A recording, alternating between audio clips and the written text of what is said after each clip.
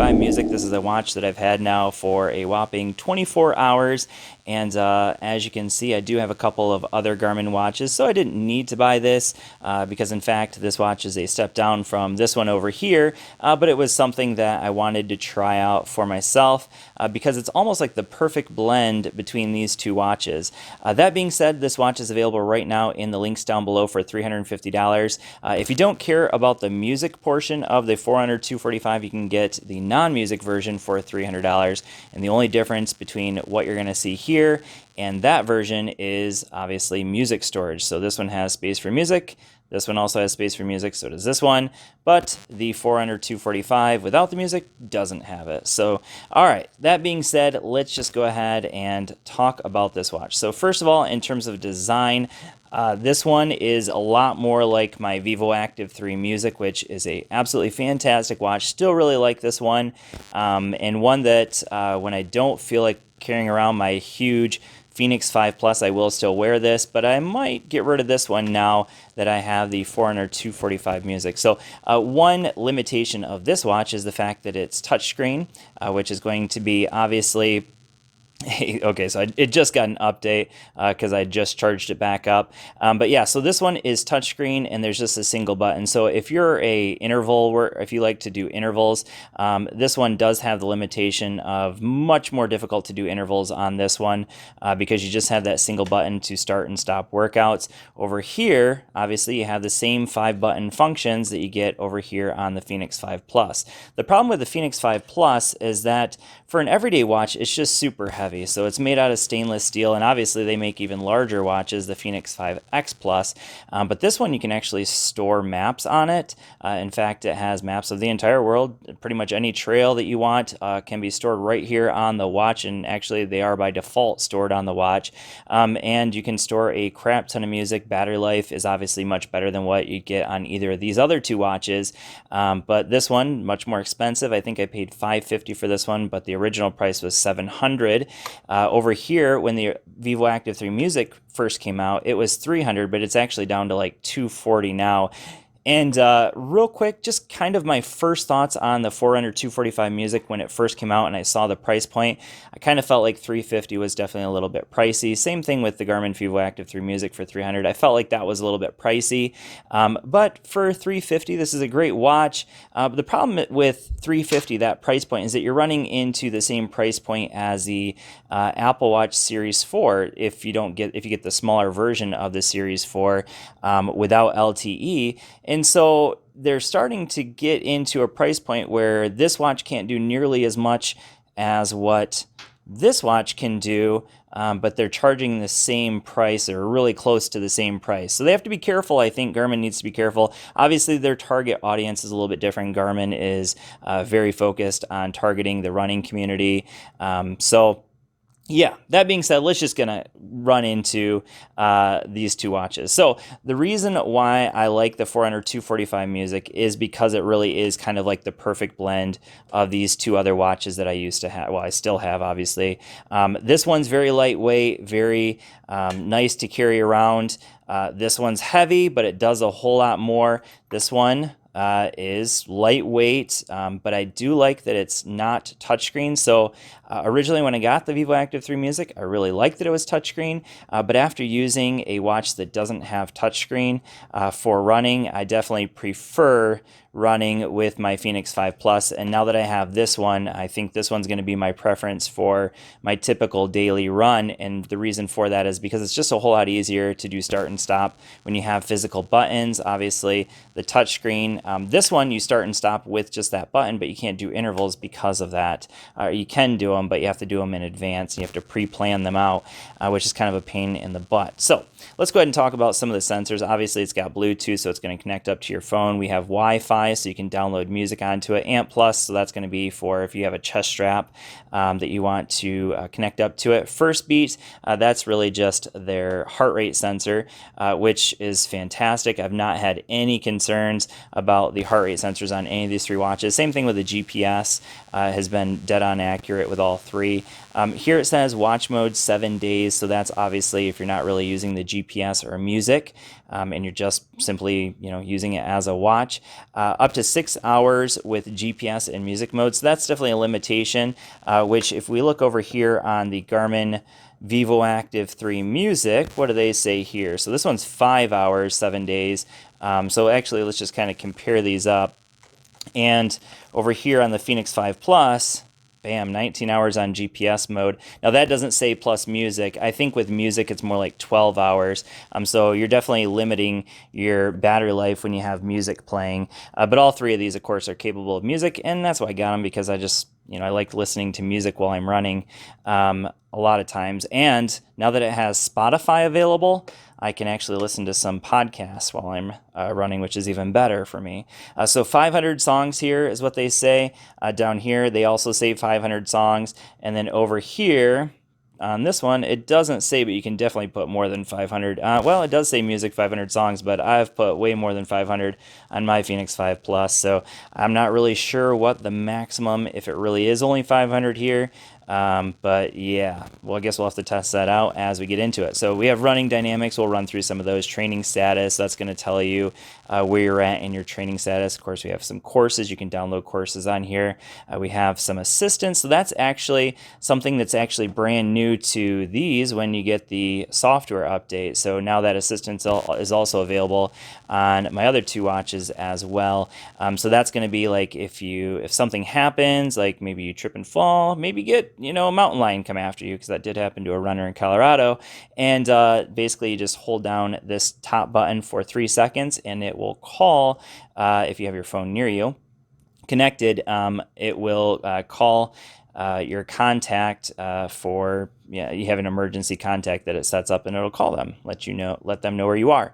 Connected features, we'll talk about some of those in just a bit, and wrist-based heart rate, Connect IQ, blah, blah, blah. All right, so I'm just going to go ahead and run through the watch. So this is just our light. That is also, of course, that emergency button if you hold it for 3 seconds. If I hold down this one, it's going to bring me into my menus here, so I can adjust a whole bunch of things in here. So if you want to listen to some music, you can pop in here, and it's going to allow you to change up your music provider, attach some headphones. So it does support Spotify, which is really cool. Also Deezer and iHeartRadio and a few others, but I use Spotify on it. And we can change it up which phone. We can go to Wi-Fi. Audio prompts, so you can turn audio prompts on or off. So basically it'll tell you when you get to a mile marker. It'll do the beeping as well, and you can turn those on or off. But yeah, so there's a bunch of stuff in that menu. Actually, if you hold this one down as well, it'll take you into their widgets, I guess. I'm not really exactly sure what we call this part, but this is going to be some other places where you can kind of mess with a few features in there. I'm not really going to go into those because honestly, it's available. The exact same thing is on this watch, also on this watch. Never really use that menu, so I'm not really sure what I would need it for. But yeah, so if we want to start an activity, it's just a quick hit of this top right button, and you can see I have it defaulting to run, but you can change that. And if I go down, we can change it to treadmill, indoor track, biking, pool swim, and you can add others because if you go into like the Fenix 5 Plus over here, you can see I have a few others on there. Now this one has a few that might not be available over here because of the fact that this one does have some more sensors than what you get over here on the VivoActive 3 Music. One of them that I've heard this one doesn't have is a barometric altimeter, and so that I'm not 100% sure, but I'm going to go ahead and try some, once I get more into this watch, I'm going to try adding some other activities just to see what other options you have available. Obviously, this one is designed specifically for runners, but I'm sure you can also track other types of workouts as well. All right, so we're going to go through now some of the menus. So this is our training status. So it mentioned that you can track your training status. So right now it just says maintaining. It's because I've only done one workout on it. So VO2 max, it's going to show you that. And that's just based off of your most recent run. So it says today it was 57, which is down quite a bit for me because I haven't been running a whole lot. Just moved into a new house. And training loads is going to give you your training load. When I'm at my heaviest workouts, I'm kind of over here at 60 miles a week. I'm kind of over here, which is like kind of in the, you're improving. Once you get into the red, it's kind of telling you that you're overtraining, and it will actually tell you that you're overtraining based off of your workload.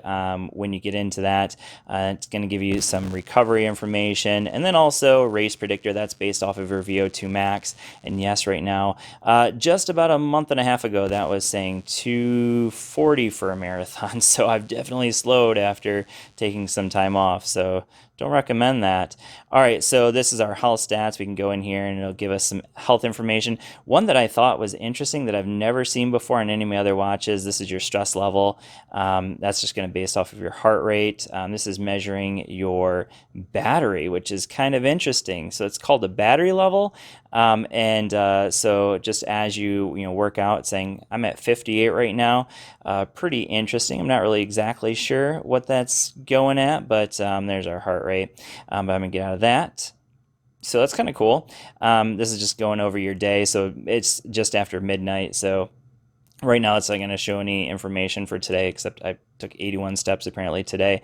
This is something that's not actually available on this watch. So I mentioned that pulse ox. Basically, it's measuring what your acclimation to altitude is like, whereas that's not even available on this watch, on a $700 watch versus a $350 watch, but it's also available on the new Forerunner 945 as well. Previously, if you wanted to get it on a Phoenix watch, you had to get it on the Phoenix 5X Plus. But yeah, so now it's coming. It looks like it's going to be standard on some of the newer watches. And then we have our notification. So if I go in here, this was just a Gmail here, so I can clear it out. So this is a notification. Now, if you have this connected up to something other than an iPhone, so an Android phone, obviously, then here you will actually have the option of responding just with some short responses, but with an iPhone, you're not going to get that. Basically, you're just going to get the ability to look at the email, and that's it. So little unfortunate. You got a little bit more that you can do with it if you have a Android phone connected to it. This is just our weather, and you can adjust these widgets. So if I hold down here, it'll allow me to adjust some things about it. I can reorder the widget, I can remove the widget, or add other widgets. So that's just holding down this button when you're in these widgets. That's what these are called. As I'm scrolling through here, these are just different widgets. And then our calendar. And again, you can get rid of these widgets if you want, or keep them in there. Obviously, I've kept them in there. So this is just a workout. It's going to show you, I'm just going to show you real quick what it's going to show you in a workout. So if I want to go into some information about it, so I went for 4 miles. We can go into all stats. So distance, time, pace, calories burned. Our aerobic, what is that? Your training effect and anaerobic training effect, cadence, and we'll get out of that. So that's our training effect. So again, this is just going to show you the same thing I showed you earlier. So aerobic training effect, anaerobic training effect. So it says impacting tempo, but not anaerobic, no anaerobic benefit from that workout. This will just show you the heart rate. So your heart rate zones there.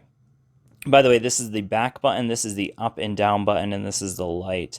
So if I want to go down, I hit the hit this one. If I want to go up through these menus, I hit this one. And that's actually really nice. Believe it or not, I actually prefer it over the touchscreen here. Because of it being such a small touchscreen, it's not as responsive because it's also waterproof. So you just have to be careful with that. With it being waterproof, obviously it's not going to be as touch responsive because of that. So anyways, that's just kind of a quick rundown of the features. This watch can do a whole lot more, but this is just a first impressions video. And I did want to show you before I finish this up some of the information. Let me get back into my phone here. I want to go into the Connect IQ app. So that's what you see here. I don't want to get too close in there because then you're just going to see a bunch of my reflection there. But here it's going to show you your heart rate, all the same information you can get on the watch. But then if we come down here, we have My Day. So that's where we're at now. And it'll show you just kind of like your workout information as well. So that was yesterday because technically it's already the next day. We can set up some challenges. We can check out some calendar like what we've done over the past few days. news feed. So this is just your friends, anybody that you've friended, the workouts that they're doing. And then if we go over here into more, this is where we're going to set up a lot of our information. So again, we can see a lot of the same things here. One thing I do like is we can set up gear. So I went for my first run with my new Nikes, and I just called them brown shoes. But we can get some insights here into our workouts. But yeah, just a ton of information here that you can get on Connect IQ. And then if we go down here into the Connect IQ store, so you can see Garmin 245 music. Notice that a lot of the stuff you see here is going to be pretty much watch faces. There's not a whole lot of apps you can get on here, but Spotify, that's awesome for music. And I did download, I should have showed you that. Let's go ahead and show you that real quick. So I do have Spotify on here already. So apparently Another One Bites the Dust was the last song I listened to while I was on my run. And I didn't mean to hit back. I meant to go into it. So if you go in here, you can see I do have just Rock Classics is the only album or playlist I have on here so far, but we can add other ones as long as you're on Wi-Fi. So you do have to be connected to Wi-Fi for this, of course. But let's say I want a podcast. So I can go down here, whoops, and I can go ahead and jump in here. So this is going to be the select button. Anytime you're going through menus, this is going to be your select button. It's going to take a second because it's not the fastest, I will be honest with you there. And it doesn't matter which watch, though. I mean, this one isn't any faster, even though it's a lot more expensive. But let's say Billy Yang. I haven't listened to his most recent podcast, so I can select here. It's going to show me, once I go in here, it's going to show me the most recent Billy Yang podcasts, and then I can go ahead and download it. So I haven't listened to this one right here, but with John Medinger. So I can go ahead and download it. So it's going to search for Wi-Fi. It's going to take a little while, but it will download that podcast. Next time I go out for a run, I can listen to that podcast. They say up to 500 songs. I obviously have to test that out, but that is available. So we go in here to most popular. That's what we're on right now, but I can change it to the most recent apps, the highest rated apps. Let's go ahead and take a look at those and see if there's anything good. So a lot of these are just mostly not ones that I even use. Honestly, the only app that I really use on here is a couple watch faces that I really like. One called Crystal, which is pretty cool. I'll just go ahead and show you that one. So let's take a look at that. And let's see, there it is. Yeah. And okay, so apparently they've changed the name to Kudos because that is the watch face that I really like. Actually, that's a little bit different than the one I really like. Is that the same as this one? Not quite. Okay, this one's called Crystal. This one's called Kudos. I do kind of like that one, so I'm going to download it. So I do like going through some of the different watch faces. It's a little bit limited on the watch faces that you can get, but those are available. But mostly the only other thing I put on here is music. That's about it. Other than that, I'm pretty much using it for running and getting notifications and seeing the time. But yeah, so anyways, just a quick look at the Garmin, not a quick look at all, 18-minute long look at the Garmin Forerunner 245 music. I'm going to do a lot more testing, also some comparisons up with some of my other watches, like this Garmin Fenix 5 Plus, the Garmin Vivo Active 3 Music, and lots of other smartwatches that I have as well. So thanks for watching. If you have any questions, if you want to see any other videos about the Garmin Forerunner 245 music, let me know down in the comments below. Thanks for watching. Hope this video has been helpful for you, and I'll see you all in the next one. Peace.